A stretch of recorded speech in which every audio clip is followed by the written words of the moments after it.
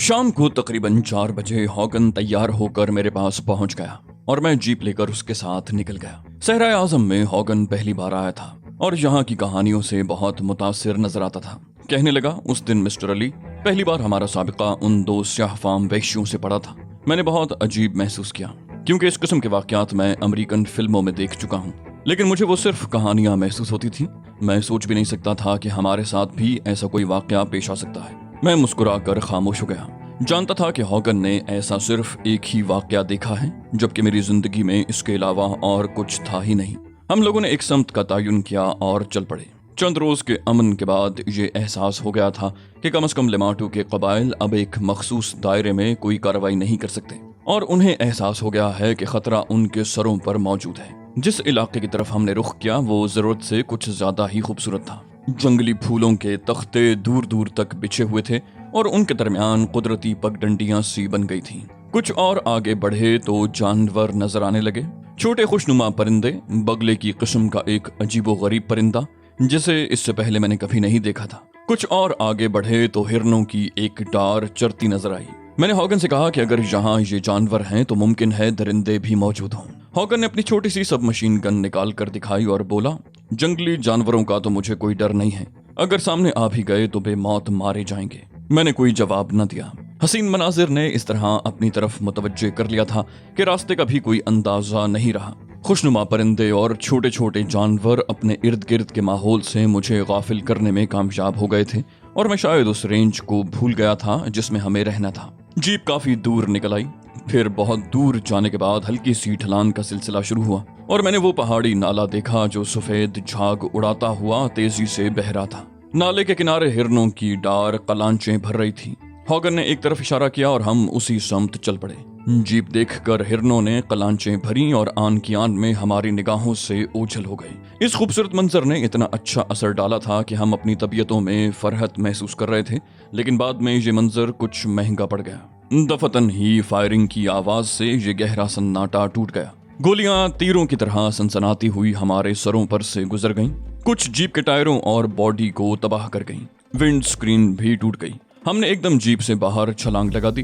اگر ایک لمحے کی تاخیر ہو جاتی تو ہمارے جسموں میں بھی سوراخ ہو جاتے۔ یہ اندازہ نہیں ہو رہا تھا کہ دشمن کہاں سے گولیاں برسا رہا ہے۔ فائرنگ برابر ہو رہی تھی اور گولیاں ہمارے اوپر سے سنسناتی گزر رہی تھیں۔ درختوں کی شاخیں اور پتے ان گولیوں سے ٹوٹ ٹوٹ کر نیچے گر رہے تھے۔ ہمیں سر اٹھانے کی مہلت بھی نہیں مل رہی تھی۔ ہاگن کی سب مشین گن جیپ ہی میں رہ گئی تھی۔ دفتن میں نے ہاگن کا ہاتھ پکڑا اور برق رفتاری سے نالے میں چھلانگ لگا دی۔ میرا یہ اقدام بر وقت رہا تھا کیونکہ جیپ فوراً ہی ایک دھماکے سے اڑی تھی اور فضا میں شعلے بکھر گئے تھے۔ یہ لمحہ بھی میری زندگی کا بہت ہی سنسنی خیز لمحہ تھا۔ مجھے اچانک یہ احساس ہوا تھا کہ کوئی گولی جیپ کے پیٹرول ٹینک کو بھی لگ سکتی ہے، اور میں نے فوری عمل کیا تھا۔ پھر وہی ہوا جو میں نے سوچا تھا۔ اگر ہم جیپ کے نزدیک ہوتے تو پھر ہمیں بچانے والا اس روئے زمین پر کوئی نہ ہوتا سوائے خدا کے۔ نالے میں کود تو گئے، لیکن ٹھنڈے پانی نے ہاتھ پاؤں ایک دم سن کر دیے۔ ہم جیپ سے دور نکل آئے اور پھر ہم نے مخالف سمت تیرنے کی کوشش کی۔ نالے کے بہاؤ میں خاصی تندی اور تیزی تھی، لیکن ہمیں اس کے کنارے تک پہنچنے میں کوئی دقت نہ ہوئی۔ کنارے پر قدم رکھے ہی تھے کہ سیاہ جسموں کے مالک بے شمار افراد ہمیں اپنے آس پاس کھڑے ہوئے نظر آئے۔ ان کے ہاتھوں میں جدید ساخت کا اسلحہ موجود تھا اور آنکھیں خوخار انداز میں ہم پر جمی ہوئی تھیں۔ افریقہ کی دلکش زندگی کے رسیا اور ایڈونچر فلموں کے شائق ہاگن کا چہرہ اتر گیا۔ وہ پھٹی پھٹی آنکھوں سے ان لوگوں کو دیکھ رہا تھا۔ پھر اس نے سہمے ہوئے لہجے میں کہا، یہ تو وہی لوگ ہیں۔ میں نے کہا، ہاں، ساکت ہو جاؤ، ان کے پاس ہتھیار ہیں۔ اگر انہیں ذرا بھی شبہ ہو گیا کہ ہم کوئی جوابی کارروائی کرنے کی کوشش کریں گے تو وہ اسی جگہ ہمیں بھون ڈالیں گے۔ ہاگن ساکت و جامد کھڑا رہا۔ اس نے اپنے دونوں ہاتھ اس طرح سامنے کر لیے کہ ان لوگوں کو اس کے خالی ہاتھوں کا اندازہ ہو جائے۔ وہ بے شمار افراد تھے اور پوری طرح چوکس نظر آ رہے تھے۔ پھر ایک قوی ہیکل شخص آگے بڑھا۔ اس کا چہرہ بے حد خونخوار اور بدن بے حد مضبوط تھا۔ ہم سے کوئی 50 فٹ کے قریب آ کر وہ رکا۔ پھر اس نے اشارے سے ہمیں اپنے قریب آنے کے لیے کہا۔ ہم دونوں آہستہ آہستہ آگے بڑھ رہے تھے۔ آگے بڑھتے ہوئے ہم نے اپنے ہاتھ اوپر اٹھا لیے تھے۔ حالت بری طرح خراب ہو رہی تھی۔ ٹھنڈے پانی میں بدن میں جو سنسنی پیدا کی تھی وہ ایک دم دور ہو گئی تھی اور اب بدن میں گرم گرم لہریں دوڑ رہی تھیں۔ قوی ہیکل آدمی نے اپنے ساتھیوں سے کچھ کہا اور 10-15 افراد دوڑتے ہوئے ہماری طرف آئے۔ انہوں نے ہمیں گھیر لیا۔ ان کے اندر ایک تنظیم پائی جاتی تھی، جبکہ افریقہ کے وحشی قبائلیوں میں یہ تنظیم ممکن نہیں تھی۔ उनकी राइफलों का रुख हमारे सीनों की ही जानिब था। कभी हैकल शख्स के इशारे पर आगे बढ़कर उन लोगों ने हमारे भीगे हुए लिबास की तलाशी ली और हर चीज लिबास से निकाल ली। कभी हैकल आदमी मेरे नजदीक पहुंचा, उसने मेरा गिरबान पकड़कर मुझे उठाने की कोशिश की, लेकिन उसमें वो कामयाब न हो सका और नाकामी से झुंझलाकर उसने मुझे जोर से धक्का दिया। मैं गिर पड़ा। तमाम राइफलों का रुख मेरी ही जानिब था और उनकी उंगलियां ट्रिगर पर थीं। कभी हैकल आदमी मुझे घूरता रहा, फिर उसने अपनी गर्दन पर उंगली फेर कर मुझे समझाया कि मुझे गोली मारने की बजाय ज़िबह किया जाएगा। मैंने कोई जवाब न दिया। उस वक्त हॉगन की कैफियत का मुझे कोई अंदाजा न हो सका था, लेकिन यकीनन वो मुझसे ज़्यादा ख़राब होगी। उन लोगों का अंदाज ऐसा ही था। थोड़ी देर के बाद उन्होंने हमें बेदर्दी से रस्सियों में जकड़ लिया। गालिबन वो हमें हैवान समझ रहे थे या ऐसा जानी दुश्मन जिसे ज़्यादा से ज़्यादा अजियत पहुंचाकर ही तस्कीन हासिल की जा सकती थी। उसके बाद वो हमें आगे की तरफ धक्का देने लगे, गोया आगे बढ़ने का इशारा कर रहे थे। 2 कदम चलना दुश्वार था इस हालत में, लेकिन अब उनके हुक्म की तामील के सिवा हम कर भी क्या सकते थे। वो हमें घसीटते हुए आगे ले चले। हमारी हड्डियों और पसलियों में निश्तर से चुभ रहे थे। हाथों और बाजुओं और कमर के अलावा उन्होंने हमारी गर्दन में भी फंदे डाल दिए थे ताकि हमारे भागने का कोई इम्कान न रहे। चलते चलते हमारे कदम सुस्त पड़ते तो वो बुरी तरह लातें और घूंसे मारने लगते। कभी हैकल आदमी चीख चीख कर अपने साथियों को हिदायत जारी किए जा रहा था। हॉगन मुझसे ज्यादा बुरी हालत में था। उसकी एडवेंचर पसंदी ने न सिर्फ उसे बल्कि मुझे भी अजाब में गिरफ्तार करा दिया था। मैं बार बार उसे देखता। उसका चेहरा अब तारीख पड़ गया था। लातों और घूंसों ने उसकी हालत तबाह कर दी थी। बार बार गिरता तो वो लोग उसे बालों से पकड़कर खड़ा कर देते और फिर धक्के देकर आगे बढ़ाने लगते।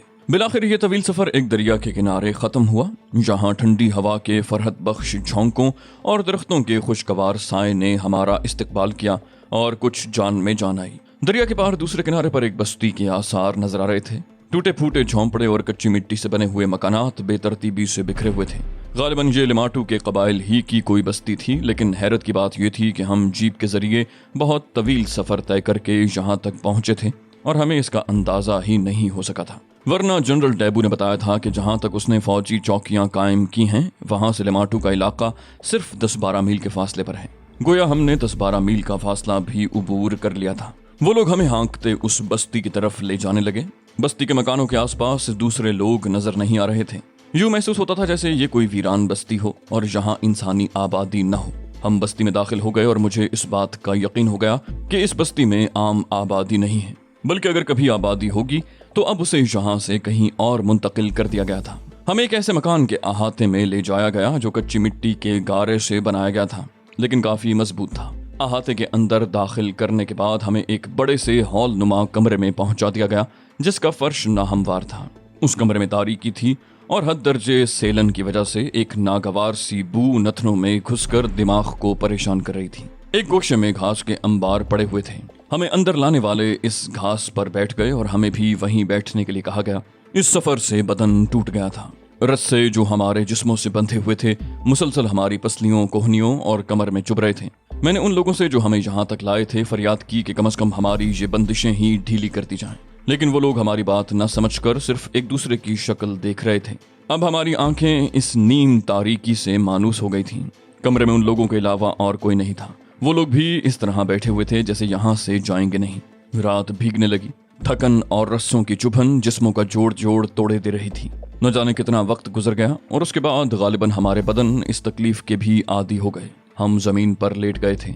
रस्से जिस्म में घुसे जा रहे थे, लेकिन पलकें बोझल होने लगी थीं। न जाने कब तक हमें इस दुखन का एहसास रहा, फिर हम उससे बेनियाज हो गए। रात गुजर गई और कोई ऐसा वाकया पेश न आया जो काबिल जिक्र होता। सुबह को उन्होंने हमें लकड़ी के प्यालों में पके हुए उबले हुए चावल जिन पर नमक छिड़क दिया गया था नाश्ते के लिए दिए, लेकिन अभी बदन में जान बाकी थी और भूख ने इस कदर निठाल नहीं किया था कि हम ये चावल मैदे से उतार सकते। ये तो उस वक्त की बात होती जब इंसान घास फूस भी खा लेना पसंद कर लेता है। ये चावल उस घास फूस से मुख्तलिफ नहीं थे। जब उन्होंने देखा कि हम उनका दिया हुआ नाश्ता कबूल नहीं कर रहे तो वो प्याले उठा कर ले गए और उसके बाद किसी ने हमसे दोबारा नाश्ते के बारे में न पूछा और हमें घोड़ों क्या बल्कि गधों की तरह हाँकते हुए मकान के अहाते से बाहर निकाल लाए और फिर सीध में चलने के लिए कहा। हॉगन की आंखों में आंसू आ रहे थे। उसने भर्राए हुए लहजे में कहा, काश ये कम बख्त हमारे बदन की ये बंदिशें ही ढीली कर दें। मेरा ख्याल है रस्से गोश्त फाड़ कर अंदर घुस गए हैं, इस तरह तो हम मर जाएंगे। मैंने पुरसकून लहजे में कहा, नहीं नहीं डियर हॉगन, चलते रहो। थोड़ी देर के बाद हमारे जिस्म पसीनों से भीग कर खुद ही गुंजाइश पैदा कर लेंगे। वो बोला, लानत है मुझ पर, खामखा सयाहत की सूझी। मुझे एतराफ़ है मिस्टर अली कि मैंने ही आपको इस मुसीबत में फंसाया है, लेकिन खुदा के लिए अब तो ये बताइए कि ये लोग हमारा क्या करेंगे। मैंने तसल्ली देते हुए कहा, हौसला रखो हॉगन, तुम खुद सोच सकते हो कि मैं तुम्हें इसके बारे में कुछ नहीं बता सकता। वो बोला, मुझे तो यूं महसूस होता है जैसे इसके बाद जिंदा बचना मुमकिन नहीं होगा। मैंने कहा, जो होगा देखा जाएगा, पहले से अपनी जान हल्कान करना बेमानी है। हॉगन खामोश हो गया।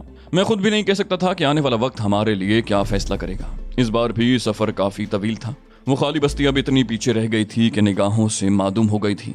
हमें बस्ती से निकाल कर घने जंगलों में लाया गया और फिर जुड़ी हुई शाखों वाले घने दरख्तों के नीचे से गुजार कर एक और बस्ती में लाया गया जो आबाद थी। इस आबाद बस्ती में शायद हमारी तकदीर का फैसला होने वाला था।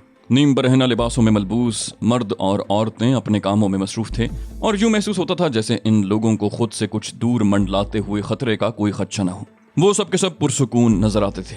इस बार हमें जिस नए कैद खाने में पहुंचाया गया था वो लकड़ी का बना हुआ था। यहाँ लाकर हमें रस्सियों की कैद से आज़ाद कर दिया गया था और इस तकलीफ दे बंदिश से निजात पाने के बाद गोया नई जिंदगी मिली थी। हॉगन तो बेचारा लंबा लंबा जमीन पर लेट गया। उसकी आंखें शदीद कर्ब का इजहार कर रही थीं। लकड़ी के उस मकान में हमें तकरीबन 2 घंटे तक उसी तरह रखा गया। दरवाजा बाहर से बंद कर दिया गया था। ठीक 2 घंटे के बाद लकड़ी के मकान का दरवाजा खुलने की आवाज सुनाई दी और फिर चंद वहशी नजर आए जो अंदर घुस आए थे। उन्होंने हमसे उठने के लिए कहा।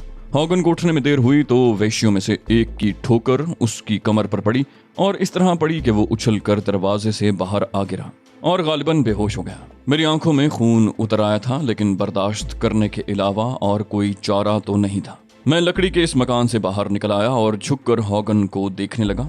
वो बेहोश हो गया था। मैंने सीधे होकर खूंखार निगाहों से अपने सामने खड़े हुए लोगों को देखा, लेकिन उस वक्त एक शख्स आगे बढ़ा और ताज्जुब खेज लहजे में बोला, ओ मिस्टर अली आप? मैंने उस शख्स को एक ही नजर में पहचान लिया। ये जनरल किरानू था। वो बोला, मैं सोच भी नहीं सकता था कि ये आप होंगे। वाकई मेरे जहन में ये गुमान नहीं था। मुझे इत्तला मिली थी कि 2 आदमी पकड़े गए हैं, लेकिन आप और ये कौन है?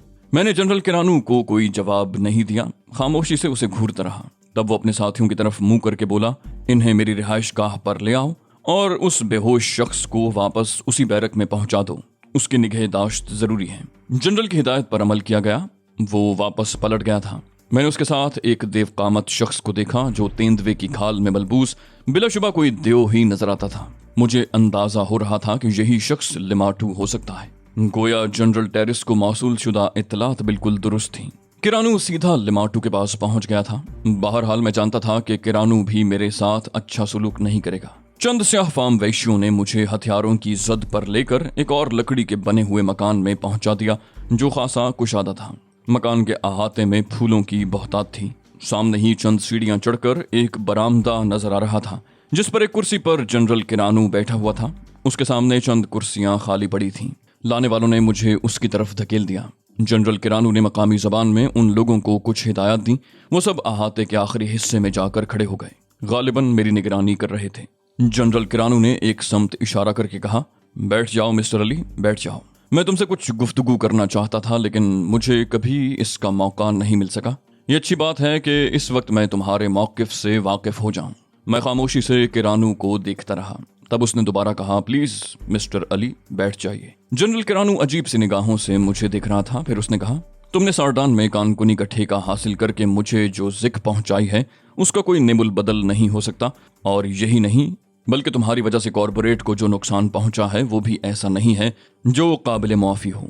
ये हकीकत है कि तुम्हारी इस कोशिश के बाद कॉरपोरेट के नुमाइंदों ने तुमसे नफरत के इजहार के तौर पर तुमको कत्ल करना चाहा था, लेकिन तुम खुशनसीब हो कि बच गए। मैं तुम्हारे बारे में इस दौरान काफ़ी छानबीन करता रहा हूँ और मुझे ये भी मालूम हो चुका है कि जनरल टेरिस को बरसरे इक़्तिदार लाने वालों में तुम सरफहरिस्त थे। वॉल्टो मोबाइल ने तुम्हारे हाथों शिकस्त खाई और यकीनन जनरल टेरिस की तुमसे बहुत ज़्यादा मोहब्बत और तुम्हारी बात पर आंखें बंद करके एतमाद कर लेना इस बात का इजहार करता है कि तुमने उसके साथ कोई बहुत बड़ा एहसान किया था। लेकिन मिस्टर अली, इन सारी बातों को नज़रअंदाज करके अगर तुमसे सिर्फ तुम्हारे बारे में पूछूं तो क्या तुम मुझे जवाब देना पसंद करोगे? मैंने कहा, क्या पूछना चाहते हो जनरल?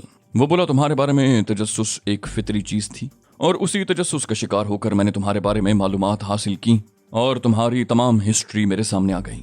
کیا یہ حقیقت نہیں ہے مسٹر علی کہ تم نے اپنی آدھی زندگی عربوں کے مفادات کے لیے گزار دی اور ہمیشہ اسرائیل کے خلاف کام کرتے رہے؟ امریکی یہودیوں میں خصوصی طور پر تمہارا نام ایک خوف کی علامت ہے، اور تم نے کبھی عربوں کے مفادات کے لیے سودے بازی نہیں کی، بلکہ اپنی تنہا ذات سے ان کے لیے ایسے کارنامے انجام دیے جن پر یقین نہیں آتا۔ یہ بھی سنا گیا ہے مسٹر علی کہ جنرل ٹیرس کے خلاف والٹ موبائے نے تمہارا اعتماد حاصل کیا تھا، لیکن جب تمہیں یہ معلوم ہوا کہ والٹ موبائے اسرائیلی مفادات کا حامی ہے تو تم والٹ موبائے کے خلاف ہو گئے اور بالآخر جنرل ٹیرس کو اقتدار دلا دیا۔ کیا یہ سب کچھ سچ نہیں ہے؟ میں نے سنجیدگی سے کہا، ان باتوں کا اس سلسلے سے کیا تعلق ہے جنرل؟ بولا، بہت گہرا تعلق ہے۔ یا تو تم ایکٹنگ کر رہے ہو اور تمہارے بارے میں مجھے موصول شدہ معلومات ناقص ہیں، یا پھر تم نے بہت بڑا دھوکہ کھایا ہے۔ دونوں ہی میں سے کوئی بات یقینی ہے۔ ہر شخص زندگی میں اپنے مفادات کے لیے بھی سوچتا ہے۔ تم نے اگر سوچ لیا تو کچھ زیادہ حیرت کی بات نہیں ہے۔ گرے سٹون کمپنی کے بارے میں تم کیا جانتے ہو؟ کیا تمہیں اس بات کا علم نہیں ہے کہ وہ موشے ہرموس کی ملکیت ہے؟ کیا تم یہ بھی نہیں جانتے کہ ہرموس کٹر یہودی ہے، ایک ایسا اسرائیلی باشندہ جو امریکہ میں آباد ہے اور اسرائیل کے مفادات کے لیے امریکی حکومت پر ہمیشہ دباؤ ڈالنے کا باعث بنا ہے؟ میں صرف یہ بات جاننا چاہتا ہوں مسٹر علی کہ تم نے گرے سٹون سے کاروبار کر کے کیا عربوں کے مفادات کو پہلی بار نقصان نہیں پہنچایا؟ کیا تم نے اسرائیلیوں کے لیے بہت بڑی خدمات انجام نہیں دی؟ اگر ایسی بات ہے مسٹر علی تو مجھے بتاؤ کہ اس کا محرک کیا تھا؟ دولت، کوئی بہت بڑا لالچ، یا عربوں سے کوئی اختلاف؟ میں نے جنرل کیرانو کی صورت دیکھی، اس کے الفاظ پر غور کیا اور دفتن میرے بدن میں سرد لہریں دوڑنے لگیں۔ یہ انکشاف میرے لیے بے حد تکلیف دہ تھا، ناقابل یقین۔ میں پھٹی پھٹی آنکھوں سے جنرل کیرانو کو دیکھتا رہا۔ کیرانو بھی بغور میرے چہرے کا جائزہ لے رہا تھا اور شاید اپنے طور پر کچھ اندازے قائم کرنے کی کوشش کر رہا تھا۔ چند لمحے کے بعد اس نے کہا، یوں محسوس ہوتا ہے مسٹر علی کہ آپ خود بھی اس بات سے واقف نہیں ہیں کہ گرے سٹون موشے ہرموس کی کمپنی ہے، لیکن کیا یہ بات عقل تسلیم کر سکتی ہے کہ کسی ایسی کمپنی کے لیے آپ اپنے اختیارات کو استعمال کریں گے جس کے سربراہ تک کے بارے میں آپ کو معلومات حاصل نہ ہوں؟ وہ کون سی وجوہات تھی جن کی وجہ سے آپ نے گرے سٹون کو یہ ٹھیکہ دلوایا؟ کیا آپ یہ بھی نہیں جانتے مسٹر علی کہ سارڈان کی پہاڑیوں میں جس چیز کی کھدائی کی جا رہی ہے وہ کیا ہے؟ کیا آپ یہ بات نہیں جانتے کہ اربوں ڈالر کا پلیٹینم دنیا کی بہت بڑی دولت موشے ہرموس کو ملنے والی ہے، اور ظاہر ہے اس کے تمام فوائد اسرائیل کو حاصل ہوں گے؟ موشے ہرموس نے ایبرن ہال آف کیلیفورنیا میں اس بات کا اعلان کیا تھا کہ وہ اپنے تمام اثاثے اسرائیلی مفادات کے لیے وقف کرتا ہے، اور اس کے بعد سے آج تک وہ اس سلسلے میں کام کر رہا ہے۔ کیا آپ یہ بات بھی نہیں جانتے کہ 15 ہاک آئی طیارے اپنی ذاتی رقم سے خرید کر اس نے اسرائیل کو دیے ہیں، اور ایک بہت بڑا بحری جہاز فرانس میں اسرائیلی بحریہ کے لیے تیار کرا رہا ہے؟ کیا آپ ان تمام باتوں سے لا علم ہیں مسٹر علی؟ کیا آپ یہ بات بھی نہیں جانتے کہ سارڈان کی پہاڑیوں میں پلیٹینم کا جتنا بڑا ذخیرہ موجود ہے دنیا کے کسی اور حصے میں پلیٹینم کا اتنا بڑا ذخیرہ نہیں پایا گیا؟ اگر آپ یہ باتیں جانتے ہیں تو پھر مجھے صرف اتنا بتا دیجئے کہ یہ ٹھیکہ موشے ہرموس کو دلوانے کے لیے آپ کو کیا پیش کیا گیا؟ وہ کون سی ایسی پیشکش تھی جس نے آپ کو عربوں کے خلاف کر دیا؟ میں اب اپنے آپ کو سنبھال چکا تھا۔ جو کچھ ہوا تھا واقعی مجھے اس کا علم نہیں تھا، لیکن جس انداز میں ہوا تھا وہ ناقابل یقین تھا۔ میں سرد نگاہوں سے جنرل کیرانو کو دیکھنے لگا۔ یہ جنرل کی کوئی چال بھی ہو سکتی تھی، اور میں اس سلسلے میں کوئی تحقیق کیے بغیر کیرانو پر یقین نہیں کر سکتا تھا۔ تھوڑی دیر تک خاموش رہنے کے بعد میں نے کہا، کہ آپ یہ بات پورے وثوق سے کہہ سکتے ہیں کہ گرے سٹون کسی اسرائیلی کی کمپنی ہے؟ تو دوستو، یہ تھی ہماری آج کی ایپیسوڈ۔ امید کرتے ہیں آپ کو ہماری کہانی پسند آئی ہوگی۔ جانے سے پہلے اس ویڈیو کو لائک کیجیے اور شیئر کرنا مت بھولیے۔ کامنٹ کر کے ہمیں بتائیے کہ آپ کو ہماری ویڈیو کیسی لگی، اور اگر ابھی تک آپ نے اس چینل کو سبسکرائب نہیں کیا تو اسے سبسکرائب کیجیے اور بیل آئیکن دبا کر آل نوٹیفیکیشنز آن کر لیجیے۔